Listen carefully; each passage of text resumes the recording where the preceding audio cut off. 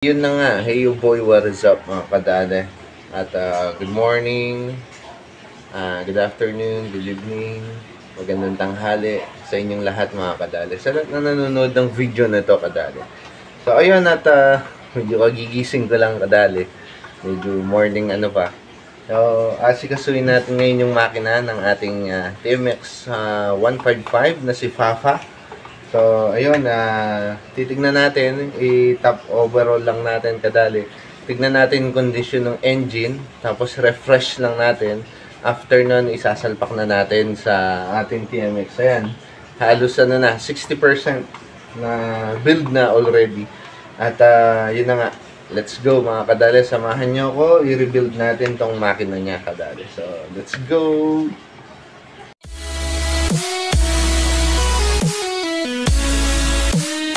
Yo boy, what's up mga kadali?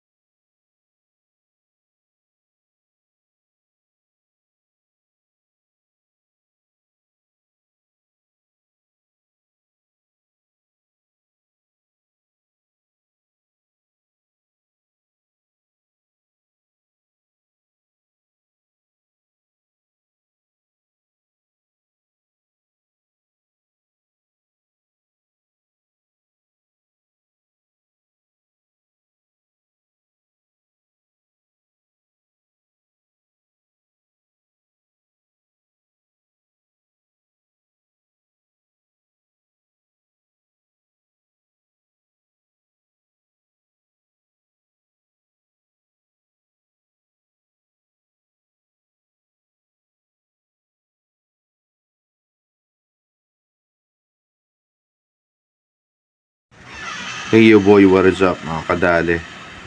Ayan, kitang-kita nyo kadali kung paano ko inalis kanina yung head ng ating TMX 155. Ayan, so ayan yung gear nya. So ayos pa naman. Ayan yung gearing nya, yung cam, ito ayos. Kaso may uka-uka na siya kadali. So ayun, at tatanggalin natin yan kadali. Ayan, no? May uka na siya dito. Ayan. So, after nun kadali, ito, yung connecting rod natin. Ayan. Halos okay pa naman. Wala naman siyang ganung play. Ayan, wala. Walang kakasug-kasug kadali. So, itong cam natin, ito yung talagang dapat nating alisin mamaya. So, after nun, kadali, ito yung head. Ayan yung mga bulb, kadali. Ayan, napakadumi. After nun, kadali, ito yung ating piston. Ayan, oh, daming gas-gas, kadali, oh. Solid, lalim yan, kadali. So, ano na to, pinagmumula na ng overheat yan, kadali. Tapos, ayan, oh, napakadumi, oh. Sobrang dumi kadali. Tapos, pag makikita mo yung black, daming gas-gas. Ayan, oh. Gas-gas pa more. Ayan. Ang dami niyang gas-gas kadali. Hindi naman ganun kalalalim, pero medyo marami na kadali. Ayun. So, yung ating ito, manipis na rin. Kailangan ng palitan na dali. Ayan. Grabe. Daming gastos ni TMX 155. So, ayan. Pupud na din. Kadali. Pupud na. Yun. So, ang gagawin natin is una sa lahat, lilinisin natin itong valve. Tingnan natin kung di pa matatalim yung mga valve nya. After nun, pabor tayo. And then, kuha tayo ng replacement nito na napaka pupud na, oh. Pupud na. After nun, yung cam kadali. Ayun. Yung update ng ating makina mga kadali. So ito na nga yung ating black na urig. Ayan kadali, original na black natin. So hindi na siya pwede.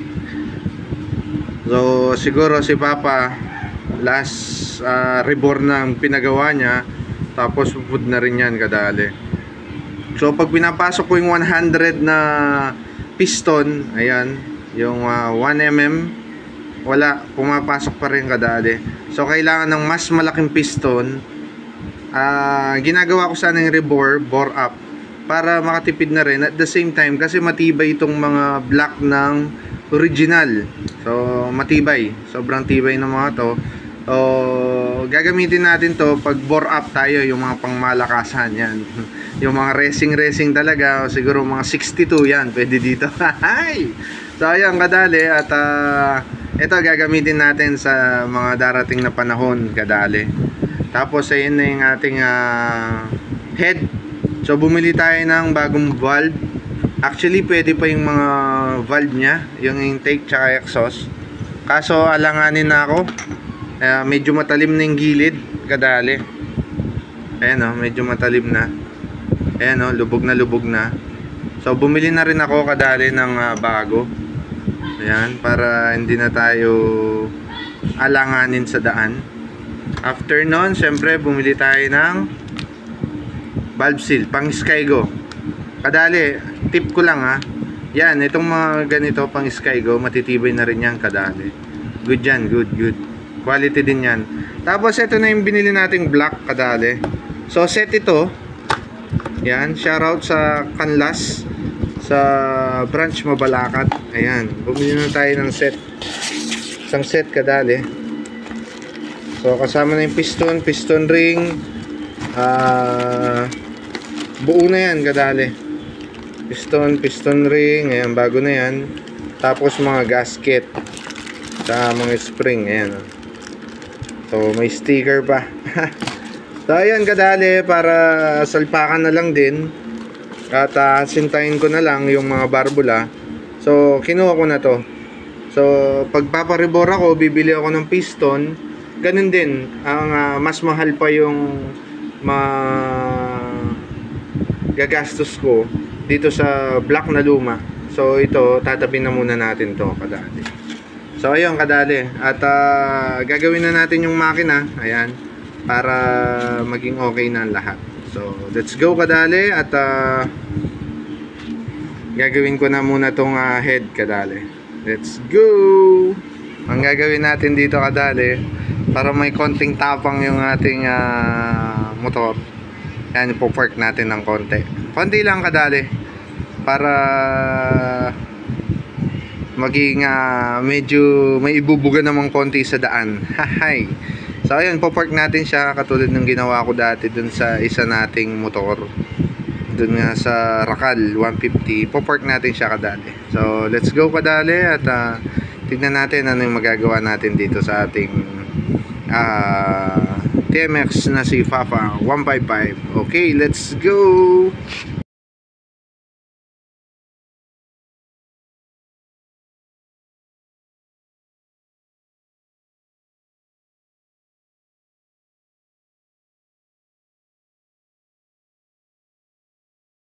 So ngayon mga kadali, at natapos na yung pagpo-port ko. Ayan.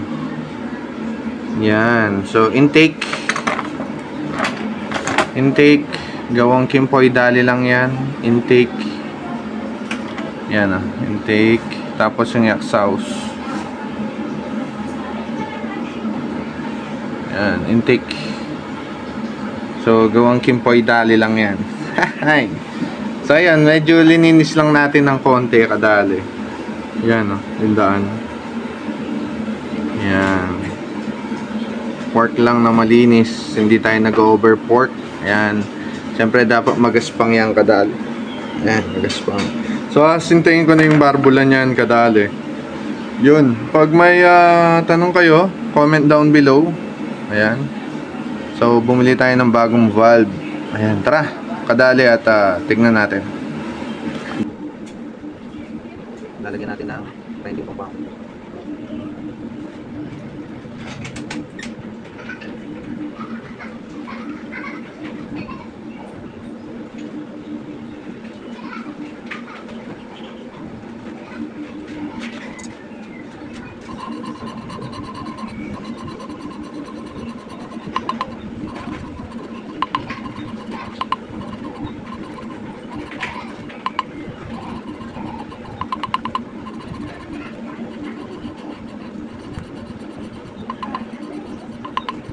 So isang tip lang kadali.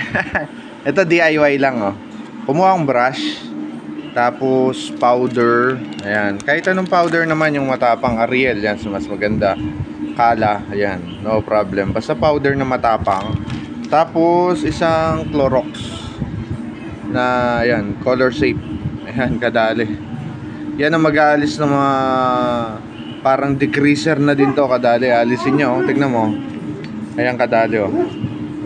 Ayan, oh. Binabad ko lang yan oh. Tsaka binabrush.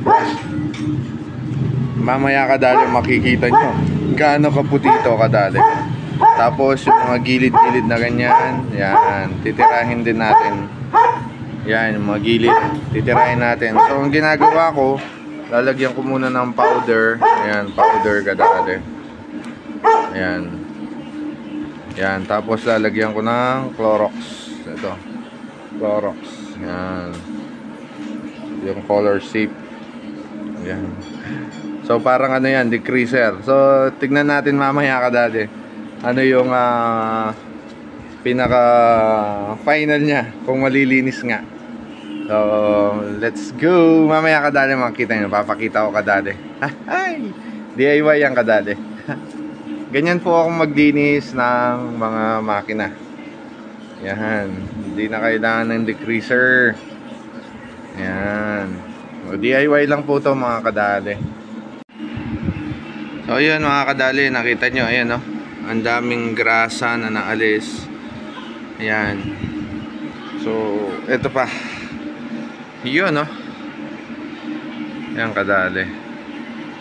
So tignan mo yung loob kadali oh. Diba kanina itim na itim yan kadali. Yun. Yun oh. Ngayon kadali oh. Naman parang brand new. Yan, naalis yung mga grasa lahat-lahat. Ayan, no? Linis, di ba, kadali? Yun, DIY lang yan, kadali. Ayan. Yun, no? Ayos. Hey, yo boy, what is up, mga kadali? So, ayun, pintura na rin ako ng mga cover ng makina. Ayan, no? Ito yung sa clutch. Yan, di ba? Ganda. So DIY lang yan kadali. Tapos ito naman sa bandang magneto. Ayan oh. Alright. Ganda kadali. Tapos yung pinaka-cover niya sa taas, yung mga valve cover sa taas, ayan oh. Alright. So nandito yung head natin. Pinintirahan ko rin. Ayan kadali. Yun. So pininturahan ko yan ng high temp kadali para hindi mag bakbak or hindi maalis kapag nag-ano tayo, mainit na mainit. So high temp yan kadali. Yan pininturahan ko na para mas lalong presentable. Ayun kadali. Alright. Pagkatapos niyan, syempre kadali, pag tuyong-tuyo na, anin natin ulit. Uhugasan natin para maalis yung mga, syempre hindi maiwasan, may mga pinturang konti-konti dyan na napumasok. Ayan. Alright. Ayun na nga mga kadali at ayan. Kanina kadali, nung inalis ko to, ang daming pandikit. Sumisiksik sa mga pump ng pagbuga ng langis.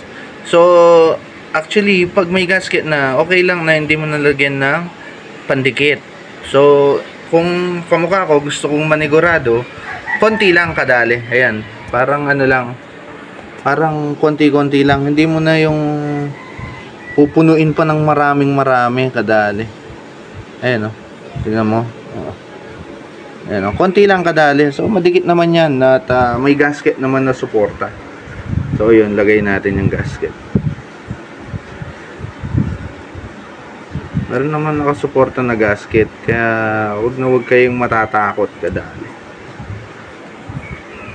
Basta tama yung gawa. Ayan. Yun. Yung kadali, oh. Diba? 0-0 gasket. Yan. So, kita nyo naman kadali. Ayan, oh. Yan. Ano, madikit na siya kahit konti lang ilagay nyo kadali. Yan. Lagay natin yung gasket. Tapos, lalagay na natin yung black. So, ang dikit na kadali, oh. Diba? So, lalagay na natin yung black niyan. So, lalagay muna natin yung piston ring. Tsaka yung piston. Ayun. Let's go! Mga kadali, nalagay ko na yung black. Nalubat tayo kanina kadali. Ayan, nalagay ko na yung black. Tapos, assemble ko na yung cylinder head. Ayan, assembling ko na. So, mamaya ko na papakita sa inyo ulit kung paano ilalagay ito kadali. So, ayun. Let's go. Lagay.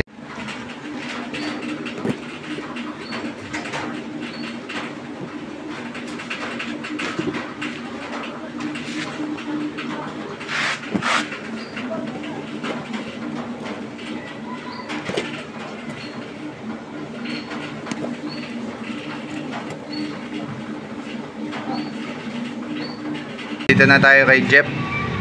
Ayan, malapit yan sa Joshua Urinal. Ayan, tapos katabi niya yung water station. So ayan, kung tiga Mabalacat, Mawaki kayo, yan, dito lang. Hanapin nyo lang si Jeff. Ayan. Alright, so gagawin natin yung clutch lining natin kadali. Titirahin natin. Ayan, si Jeff po. Shout out. Ayan, hanapin nyo lang yung shop nya dito. Malapit lang yan. So, trusted mechanic natin yan kadali. Lalo na mamaya, if ever matapos agad to, ma-wiring yung ating TMX. Alright. Clutch damper. Ayan, maluwag na. Kailangan ng pagitan ng clutch damper.